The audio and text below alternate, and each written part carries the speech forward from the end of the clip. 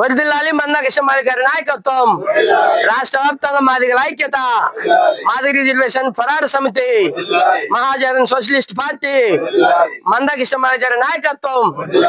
సోదరులారా, గత 30 సంవత్సరాలుగా మాన్యశ్రీ మందా కృష్ణమాది గారి నాయకత్వంలో జరిగిన ఏబిసిడి వర్గీకరణ పోరాటం ఈనాడు ఆగస్టు 1వ తారీఖున మన దేశ అత్యున్నత న్యాయస్థానమైన సుప్రీంకోర్టు మనకు వర్గీకరణ చేసుకోవచ్చని రాష్ట్రాలు తీర్పిచ్చిన నేపథ్యంలో మాన్యశ్రీ మందా కృష్ణమాది గారి ఆదేశాల మేరకు ఈ కోయలకుంట్ల మండలానికి నూతన నిర్మాణంలో భాగంగా నేను ఇక్కడ మండల ఇన్ఛార్జిగా రావడం జరిగింది.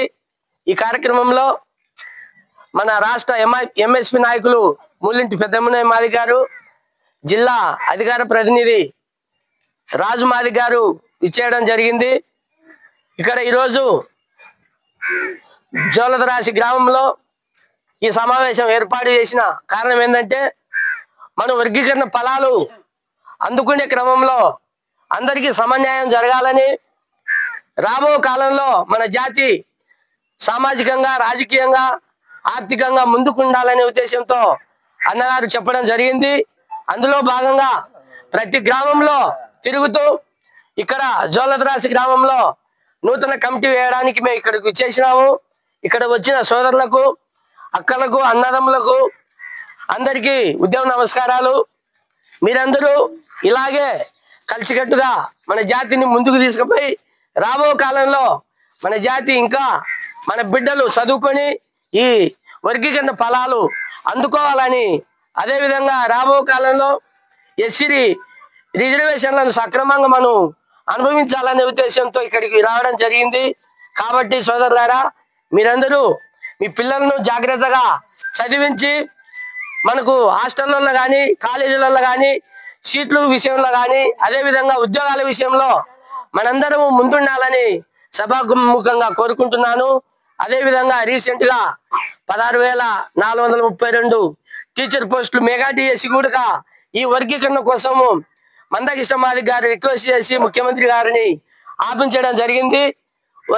కేవలం ఒక నెలన్నర రోజుల్లోనే మనకు వర్గీకరణ సాధించుకుంటాము. వన్మాన్ కమిషన్ ద్వారా మనకు జీవో వస్తుంది.